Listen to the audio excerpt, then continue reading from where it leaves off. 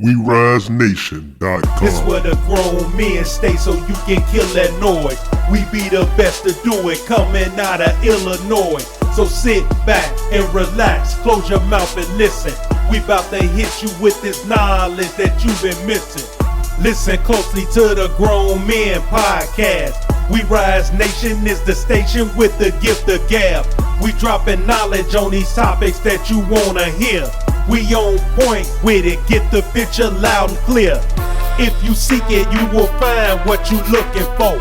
And once you hear us, it'll leave you looking for some more.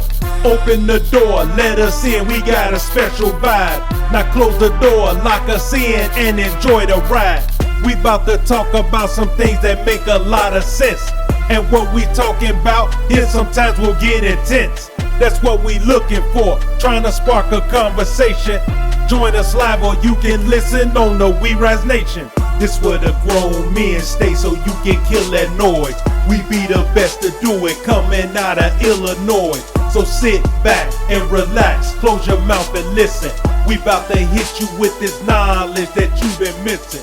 This where the grown men stay so you can kill that noise. Welcome back to another edition of the Grown Men Podcast. I am your host, BAN, and welcome back to the show. Well, as always, we always have a lot of interesting topics to talk about. And one this week that came to my mind as I was talking to some of the people at We Rise Nation, and it was the way we grew up. So I wanted to know the history of Chicago public schools. So I was doing a little research and a little reading, and I took some notes from some things I saw online as well. And the thing about the Chicago public school system is what we see going on today. There are a lot of issues, but there always has been. And I can always say about things, right, when you see them, we can say that they are better off now than what they used to be. And that is a true fact. Because we still see a lot of things going on with the Chicago public school system. I was part of that system in the late 70s and in the 80s. And I know exactly what it's like to be in that system and be able to come out of that system and try to be positive as we could, given the situations where we're in. Well, here's something I came across on the Chicago Reporter website. They have some very great topics, and it says the history of Chicago public schools dates back to 1837. That's when Chicago becomes official with its first city charter. And then back in 1854, John Dorr from Boston became Chicago's first school superintendent.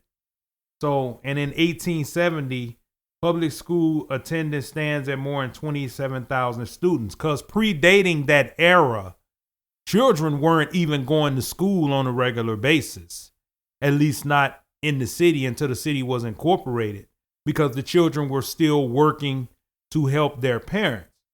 So, yeah, it's something that goes way back in the history of the city of Chicago with the CPS. And we know that overcrowding and segregation and all those things played into that, right? It's like a whole, big story built up about it, because as they say, the history of the CPS, the history of Chicago public schools, or better known as CPS, is marked by significant milestones and challenges that have shaped the district over the years.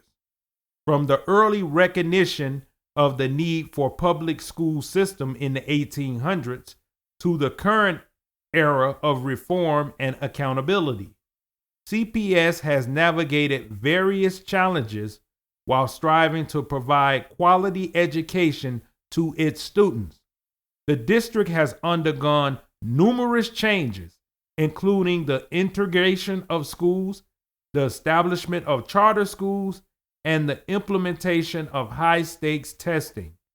CPS has also faced criticism and reform efforts, including teacher strikes and the creation of local school councils to manage the district's operations. Despite these challenges, CPS continues to work toward improving education outcomes for its students and addressing the needs of diverse communities. Well, that's a lot to take in right there, because that's the thing about the Chicago public school system that has changed since I was a student. They have diversified quite a bit. Even though in my era, in my particular school, it was predominantly African American, but the principal at the time was Caucasian American.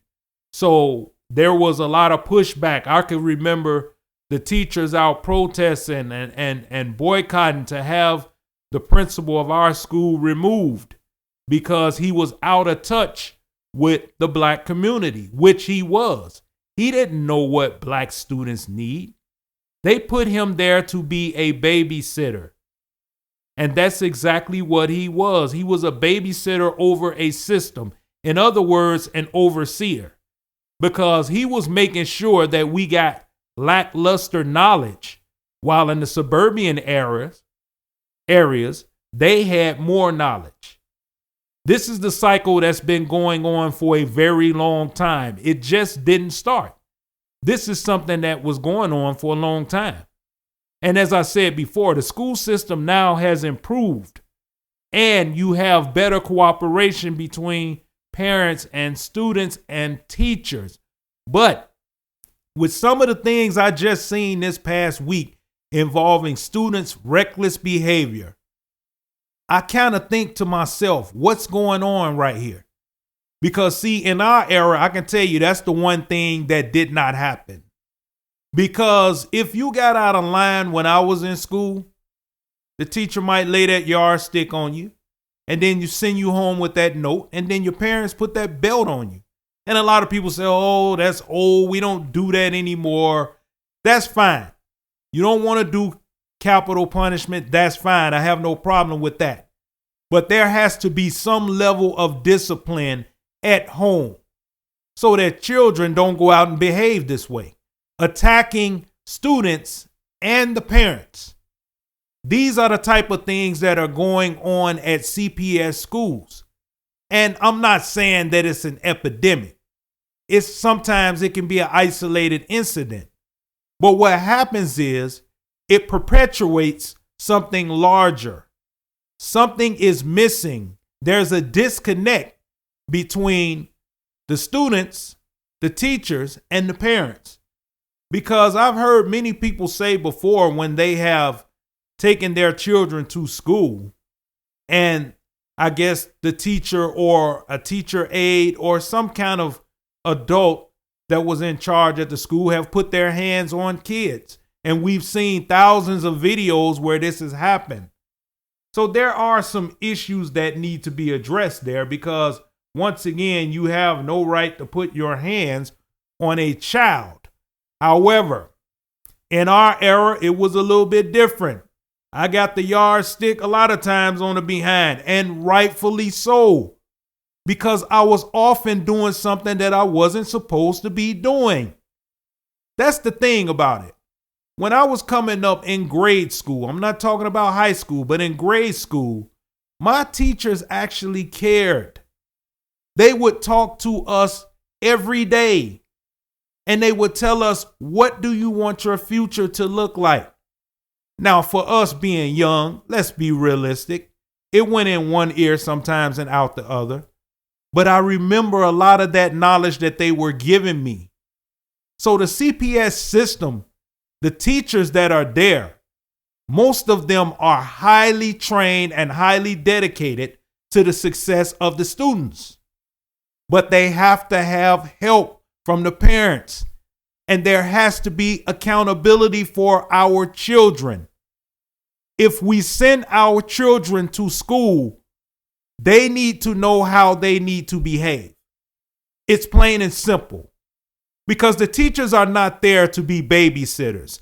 They're not there to teach children how to behave. They are there to make sure that students are educated and ready to go to the next level. That's what it's all about. And sometimes when you're young, as I said before, I was there. You can't see it sometimes. It's right in front of you, but you can't see it. And then later on, you get it. But now they're trying to reach the students early because they need to be reached. With the way everything is going right now in this world, in this country, children need to be more educated about the things that are going on in their surroundings and in their areas. So when I see students literally jumping on other students and their parents, to me, it's ridiculous because it's something that should never happen. In our era and time, we couldn't fathom doing something like that to another parent, let alone the students. Yeah, we had our fights and we often settled them amicably, and then it was over with. We didn't come back to school the next day to carry this thing on. I've had several fights at school, and then we went out and we played softball or we played football and basketball, and all was forgotten.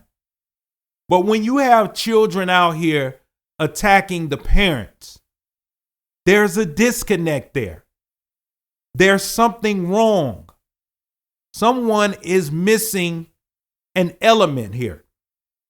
And that's the kind of thing that, I want to talk about because, as I said, the CPS, Chicago Public School System, it is a good system and it can work. We have some wonderful teachers in there, but they need a little bit of help as well.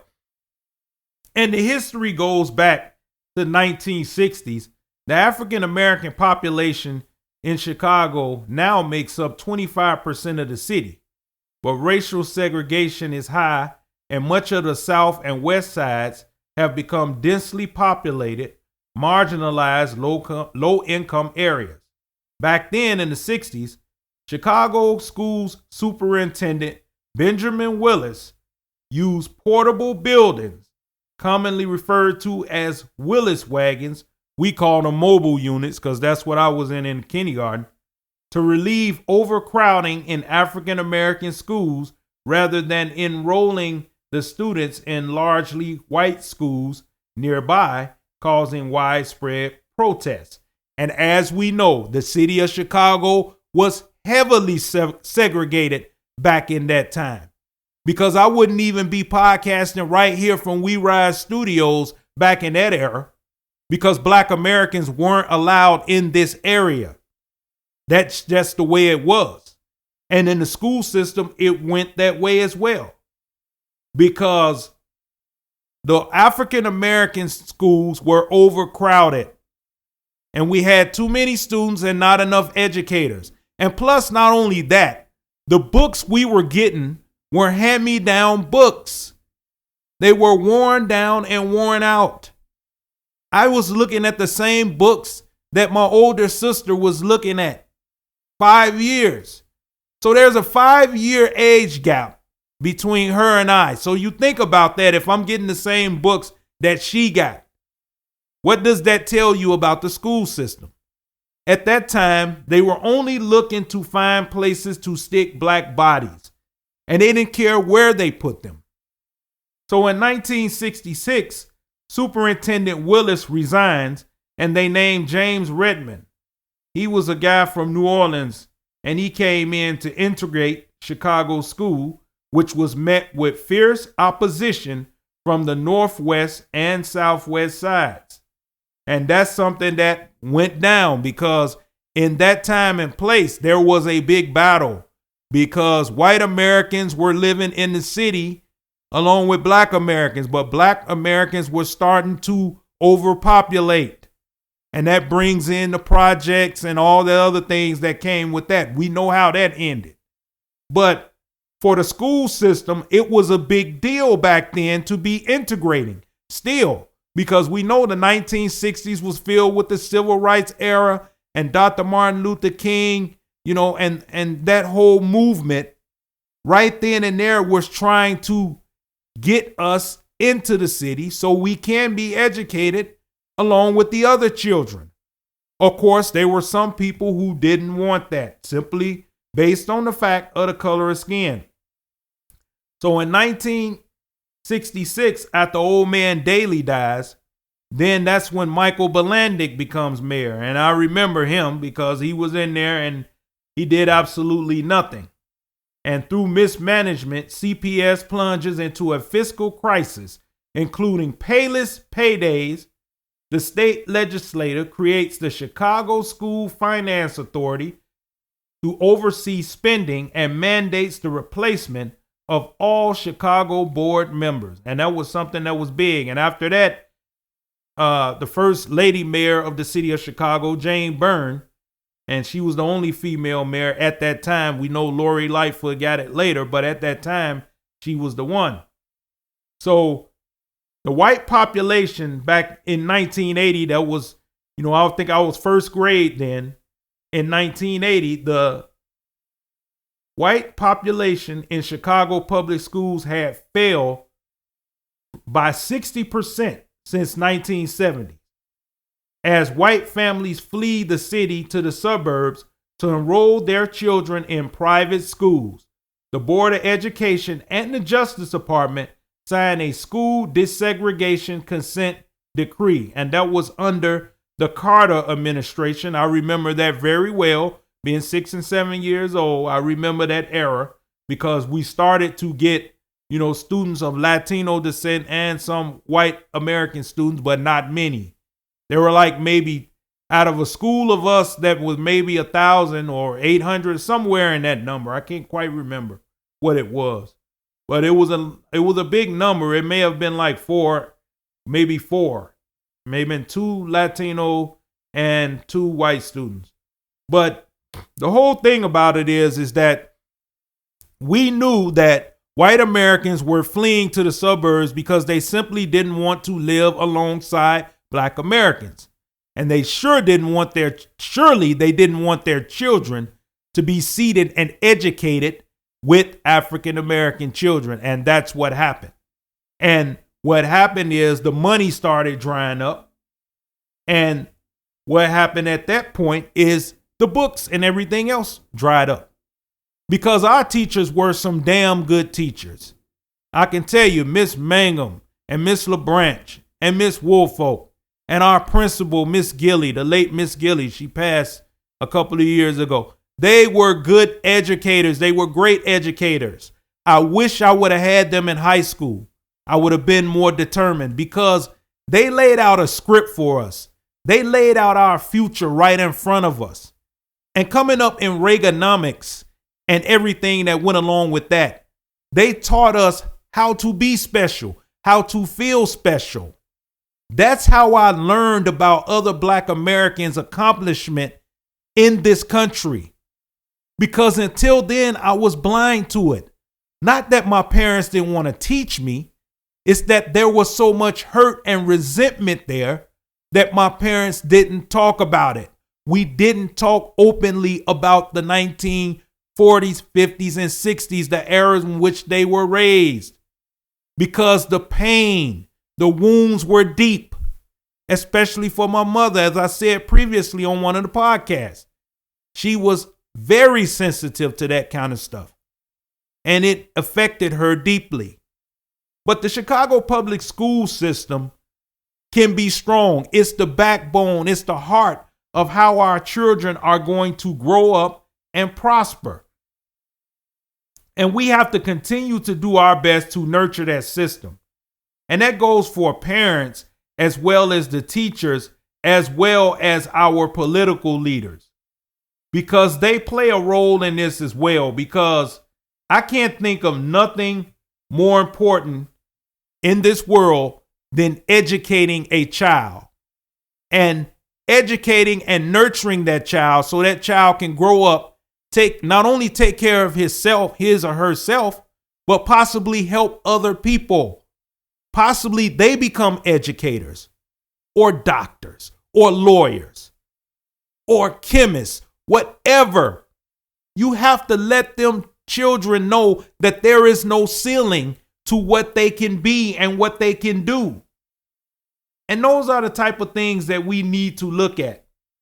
So by 1981, Chicago united the city's racially integrated business organization, and it issued a harsh report and recommendations for streamlining the CPS operation. Of course, 1983, then Illinois Senator Harold Washington is elected as Chicago's first African-American mayor. The teachers strike for 15 days, leading into a 5% salary increase and a 2.5% bonus. So that was something right there that Harold Washington was able to help orchestrate in order to get the teachers more money, which they deserve, because it was a tough job trying to educate children like us because we were hard-headed. It's that simple. It's not that we were dumb. We were some of the smartest kids. It's just staying focused. That was always my problem in school, as well as my classmates. We were all intelligent and bright. We just weren't focused. I wish that I knew the things back then that I know now. I would have been exceptional, but I'm not, crying about the situation I'm in, because I'm in a great situation. I have a great family, I have a great structure in my life, and I have purpose in my life. Did I achieve a lot of the goals that I wanted to achieve? Does anybody ever? But I can tell you that without the Chicago public school system, it would have been worse for me. That I can tell you. Because those educators cared. They cared if we learned something or if we graduated. I mean, math was one of my toughest subjects and I hated it, and I still hate math. But I have the basics of math. I'm never going to be a mathematician. I can never do that. Some people's heads are built for numbers. Mine are built with history and facts. Those are the things that I chase. Some people have it. I got friends of mine. They're very good, can calculate and add up fast in their head. I'm average. I'm average at math. So, but our educators did care, and they still care today. And they just want fair treatment. That's what they want. So by the time 1986 rolls around, Mayor Washington creates an education summit, tapping 35 school civic businesses and university leaders to draft contracts outlining actions to improve the education and employment of young Americans, young Chicagoans. So that happened in 1986. And by 87 in September, teachers strike again for a record 19 days, the 9th strike since 1969. Many groups organized protests, including a march on City Hall. Mayor Washington calls for a mass brainstorming session, which was attended by some 1,000 people, appoints a 50-member parent and community council, and expands his education summit. I remember that. I was getting ready to go into high school at that time. But in early November, we know what happened. The Secretary, William Bennett, called Chicago one of the worst school systems in the country. And on the 26th of November, that anniversary is coming up shortly, Mayor Harold Washington died of that heart attack. And that was a big blow to us in the city because we thought Mayor Washington was doing some big things and getting ready to do even bigger things. It was an unfortunate situation. And after that, corporate community leaders started lobbying for reform. So when corporate starts getting involved in anything, it never works out well. And by that time, the school system had started to erode. And I can tell you this personally, because at that time I was in high school, right? I believe I was in my sophomore year. And I can tell you personally right here that there were times where I would miss school for weeks at a time. The only time we would show up would be division, which was like 10 minutes to check in for attendance, and then we were out of there. And when my report card came out, I got all C's. And often I laughed at the time. We laughed and joked among each other, me and my friends and my guys. And we was like, how is this possible? And I was laughing because I was being ignorant to what my future would look like without an education. But see, as I said, we were young and dumb at the time because we didn't want to listen. Hard head makes us soft behind. We've heard it several times. But the school system wasn't doing us any favors. And by 1989, the first local school council elections are held, with 227,622 voters weighing in on 17,256 candidates competing for 5,420 seats, with non-citizens having the right to vote and serve on LSCs.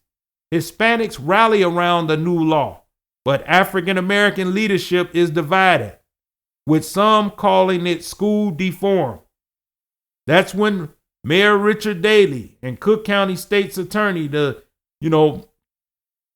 son of Old Man Daley, Richard J. Daley, is elected to the mayor, a post he had for 22 years. And I remember that was a long 22 years.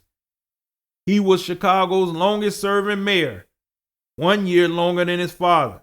And he left under scandal as well. So by 1990, white population in Chicago public schools continued to drop and has fallen by 50% since 1980. Ted Kimbrough, I remember him very well, former superintendent of schools in Compton, California, becomes superintendent of Chicago public schools. The University of Chicago Consortium on Chicago School Research is created to analyze school reform efforts. And I'm going to tell you, at that time, that's when you seen the highest dropout rate, because we were dropping left and right, because the schools were failing us big time. It became a babysitting camp. That's all it was. We went in, checked some messages, hung with some guys, and left. We learned absolutely nothing, most of us. And I'm being honest and realistic, myself included. We learned absolutely nothing because we weren't motivated to learn, and the teachers didn't care. They were about sitting behind that desk collecting that check. So they gave us passing marks just to get us out of the way. That's what they did. Some of them cared, but those were overshadowed by the ones who didn't. And the reason for that is because the system was failing them as well. I'm not giving them an excuse. I'm telling you what reality was. They were treating teachers like babysitters, expecting them to be able to, make us know how to behave, which is something we should have learned a long time ago before we even entered the school system. We should know how to behave, but we didn't. So now you're asking teachers not only to be educators, but disciplinaries as well. And this is a little bit too much for teachers to handle. And by that time, we had cops in the school, we had metal detectors, we had all these things going on. We're running in the streets doing whatever.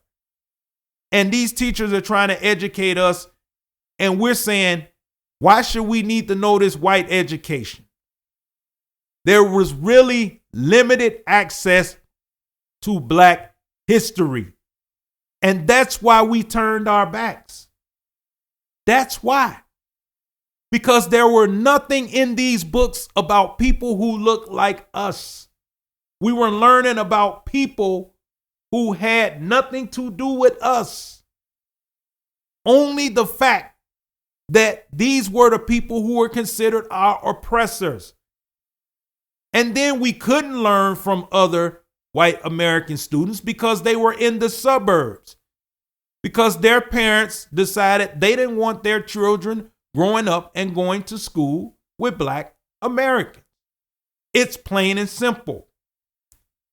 So by 1993, I remember R.G. Johnson, I was out of school by then.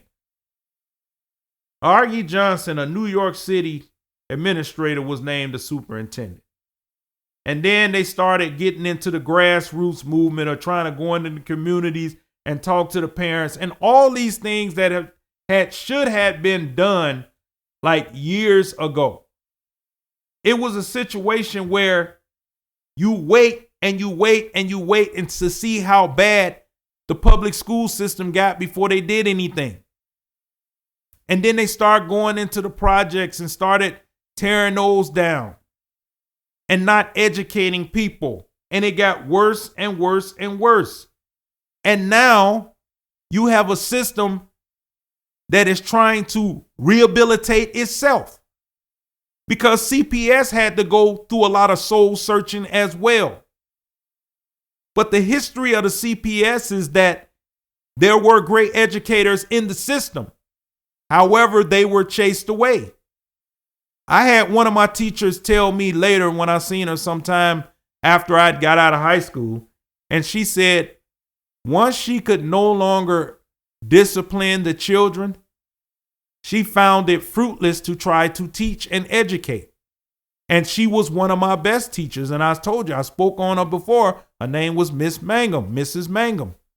And she was one of the greatest teachers because she taught us to hold our head high with dignity and respect, and have respect for yourselves and your community. That's what she taught us. That's my long-lasting impression of her, because she actually cared about us. She cared what the future would be for us. Because, see, she was already educated. She had her education. She could have got a job in corporate or done anything else but be a teacher. But she sacrificed so that we would learn. So the black children in the Inglewood neighborhood, which I was a part of, would learn. She took the time to actually care. Did she whack me with that yardstick? You better believe she did. And I deserved it. And to this day, I'll say I did. Because I was doing something that I shouldn't be doing. But if you do that these days, these parents get all out of line. And I know that there are some people throwing down students. I'm not talking about these overzealous security people. I'm talking about an educator who is trying to teach knowledge and instill some knowledge into children, and children are misbehaving. And I know everybody gets off on this ADH and all that stuff that goes along with that. Look, I had that back then in that era. But my teachers talked to me and snapped me back into place when I was getting out of line, when I was getting out of pocket. And they didn't do it because they wanted to bully me or put me down. No, they did it because they cared if I lived or died. They cared. It made a difference to them. At least that's how I received it. Because when they spoke to me, they spoke to try to enrich my knowledge, not take something away from me. And see, now I think parents have this disconnect because parents are so angry about the personal things that are going on in their lives that they inflict that upon their children. And then the child goes to school and misbehaves. And when the teacher wants to put a little discipline in, then you have a problem with "don't touch my child." Well, your child is being disorderly in school. If you would be doing the proper parenting, your child wouldn't be behaving the way that they are. See, that's what we have to start doing as well. We have to hold ourselves as parents accountable and stop normalizing this bad behavior that we see all the time from our children. See, nobody wants the finger pointed at their children because they don't think their children is the problem. They think that the school system is the only problem. No, it goes deeper than that. There's a problem with funding, and that comes from the federal government. And what's going on right now is that the federal government has disbanded the Department of Education, right? They've gotten rid of it. They dissected, took it piece by piece, because to them it's meaningless. They wanted to go back like it used to be, where certain people were educated and other people just got jobs. Some people had careers that make them wealthy. Other people got jobs that make them barely get by. This is where we are today in society. But it always goes back to the Chicago public school system. And so by 1995, the GOP in Springfield passes the Chicago School Reform Amendatory Act, effectively reversing the decentralization ushered in by the 1988 Reform Act. Local school councils remained, but the Board of Education was reconstituted and the superintendent was replaced by a chief executive officer. The law gives the mayor the power to appoint school board members directly and strengthens school accountability measures, trims union bargaining rights, mandates the training of local school council, and takes strings off substantial amounts of money. So there you had it right there. So we know what was happening back then, right? They were looking at, why are we giving the school system money when the majority of the students aren't even graduating high school? That's what it had come to in that era. And it was up to Mayor Daley to fix this thing. And he brought in big budget director Paul Vallis when Paul Vallis stepped in, right? So here's the thing. He was later a mayoral candidate just in a previous election in which he lost the runoff to Mayor Brandon Johnson. But the whole point about it is that this was a terrible era, because not only did they pull the federal government to pull money out of the city schools, they were telling the states to do it. And we knew that suburban schools were going to be enriched because the parents were paying for it. And then private schools started going into effect. And when we were coming up, there was kids who went to Catholic schools. My mother even wanted us to go to Catholic school. But it was one of those situations where we know affordability was an issue, because it was 4 of us. It's hard to send 4 children to Catholic school. But the whole point of that is people started prioritizing other groups of people over other groups of people. And Latino Americans and Black Americans always get the short end of the stick when it comes to that. So white education rule, Black education and Latino education falls by the wayside. So a lot of students stopped caring. We simply stopped caring. At that time, I was out of school. And people just stopped caring. And this thing continued to go on and continued to go on and continued to go on for years and years. When R.D. Duncan came in, R.D. Duncan had some good ideas, and he's tried to bring it back, where they started getting these charter schools and different things going that were helping kids get more education and thinking outside of the box, which is what all students need to be doing, is thinking outside of the box. And diversity. Yes, we need diversity. And the reason for that is, when you have a diverse learning, situation where everybody is learning about each other and their different cultures and things that go on, it makes the world a better place. And then we're raising productive adults. And we don't see the childish behavior that we see now going on in the federal government. We won't see any of that if people are more educated to how other people live. But as I see young people talking all the time, it seems to me that we're clearly regressing. But as Black Americans, we have to keep progressing. And we have to keep pushing the envelope on higher education. It's something that is owed to us. It's part of human rights. We had to go in the library to seek that knowledge. We had to go speak to our elders to seek that knowledge of our history and our plight and what we mean to the United States of America. So CPS taught us all of that. And we learned those valuable lessons in that system. And most of us got something from it. I know I did, as I look back all those years ago and think about, who I am right now. A lot of that was because of the things that they told me. It stuck with me. So in 2006, as we further move along, Then Governor Rod Blagojevich signed a new universal preschool law offering free state-funded preschool in principle to all Illinois children, regardless of family income. The Consortium on Chicago School Research reports that only 45% of CPS graduates earn a post-secondary degree.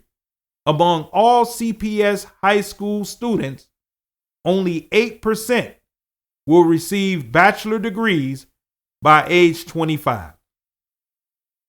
CPS wins a $27.5 million federal grant to launch a pilot merit pay program in 40 low-performing schools.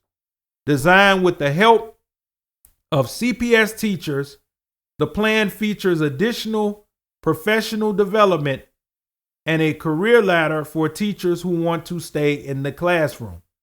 So there were a lot of schools, right? And a lot of them, that's still a big thing these days about closing schools because of different reasons, but we don't see it like we did in the early 2000s where they were closing them left and right. People know that there's a need for education in our communities. How else will we grow? Where will we get our knowledge from if we don't have those schools?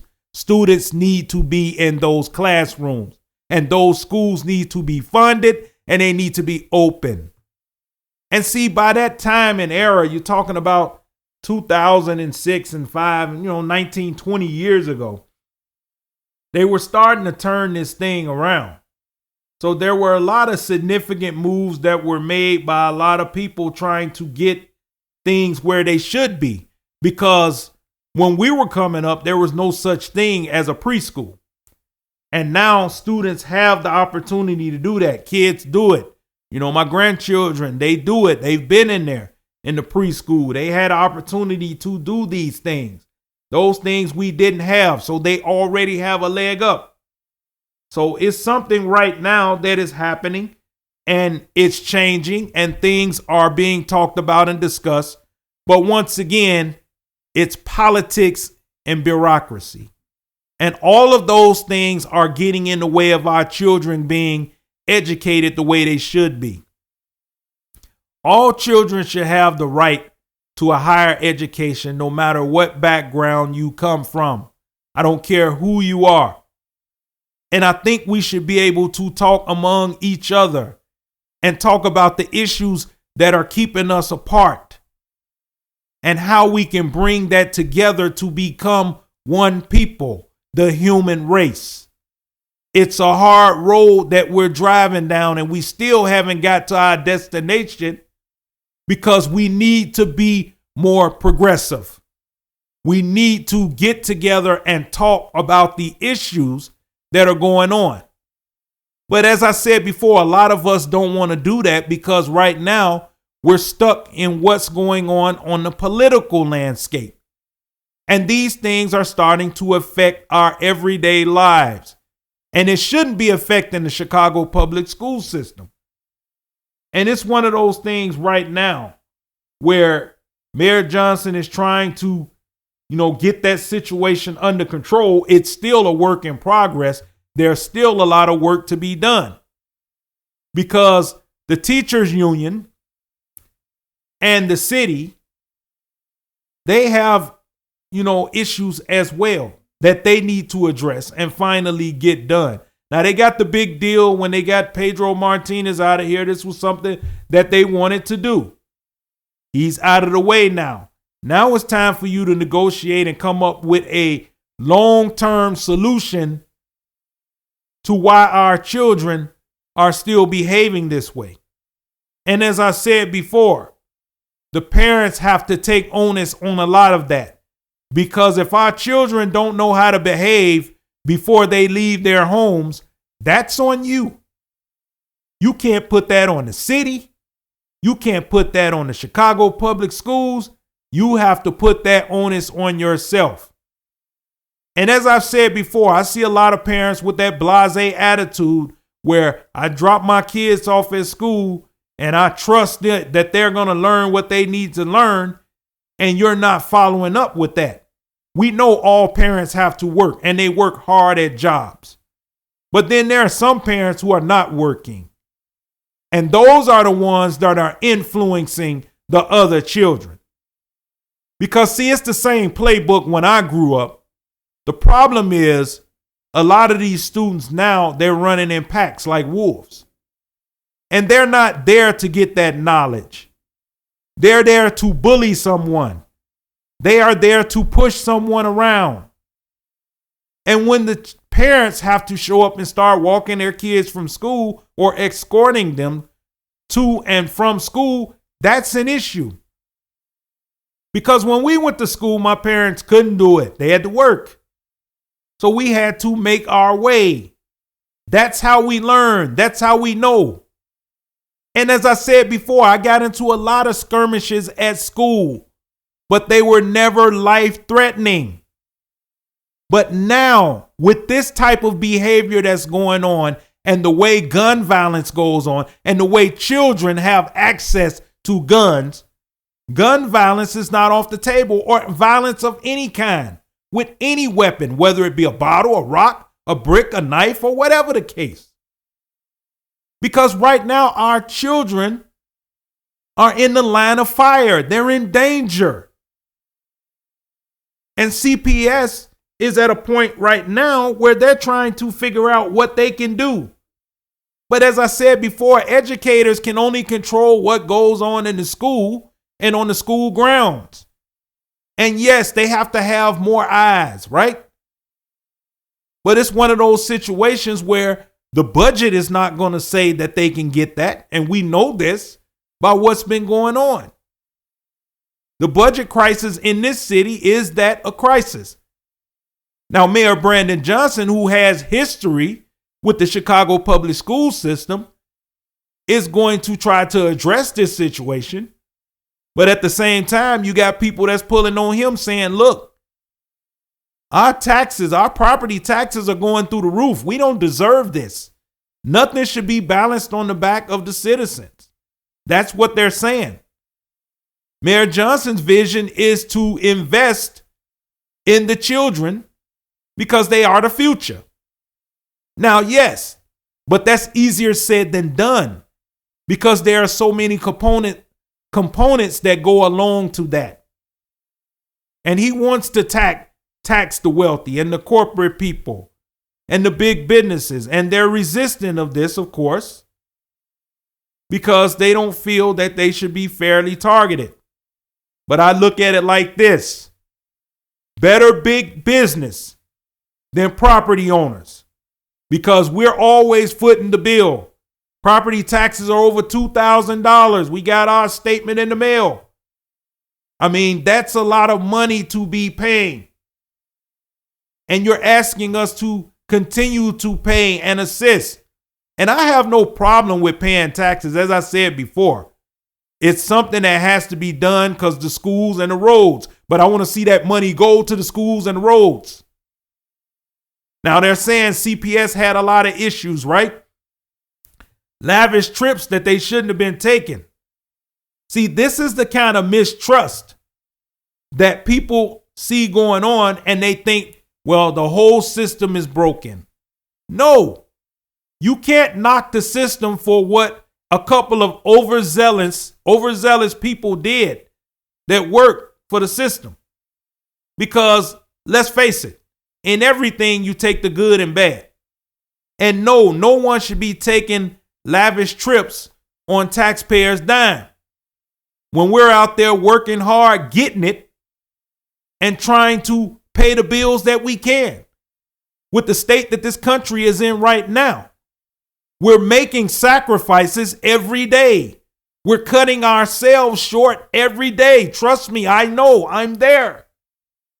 So it's one of these situations where CPS takes a lot of the flack, and some of that blame, rightfully so, because they got to get their act together too. But at the end of the day, we also have to help as parents, because educators educate. Parents need to parent. When we see our children looking a certain way or dressing a certain way, that doesn't look appropriate for school, we have to check them on that, plain and simple. If I had children that age, if my grandchildren come up and I see them look in a certain way that doesn't look like it should be in a school setting, I will check them up front. You're not doing that. And see, that's what we have to do as parents. But as I said before, some of us simply lack the concern to do these things. We want to do what we want to do and the way we want to do it. And our way is the right way. And it doesn't always work that way. Sometimes you have to look at things from a different perspective. And as parents, the ones that truly care about their children, we have to know what our children are learning at school. And when they're not learning the things that they should be learning, then you question those educators and you ask them, why is my child behind? Why is my child not able to succeed? These are fair questions that can be asked by the parents. However, if the parent is not doing their job to help the educator, then they can't come in there and complain and say anything because you haven't did your due diligence. You haven't did your job in bringing a child that is prepared to learn to school. Now, we know there are different things that go along with that, right? We know, especially with what just recently went on with this government shutdown and SNAP benefits being cut because parents were worrying if they would have food to put in their child's bellies, which no parent should ever have to worry about their children being hungry. It's unacceptable in the United States of America. It's a damn crime. That's what it is. And these politicians can sit and play games all they want to because, see, they know it doesn't affect them. And if they have children, it damn sure doesn't affect their children because they have enough money to feed their kids. That's why I say I hate politics. That's why I hate bureaucracy. If a child is starving today, he needs to eat today. He doesn't need to eat tomorrow, next week, or next year. That's why I hate bureaucracy, because it takes too long to get things done. We need it done now so that the parents and the educators and the whole system works together to get that child educated, fed, and to the next level. And the next child after that, and the next child after that. I'm tired of seeing data that tells me that these children are likely to be this or these children are likely to be that. That's bull. There's no ceiling on what a child can be if you give them that knowledge and you actually sit down and talk to your children about what they would like to pursue in life.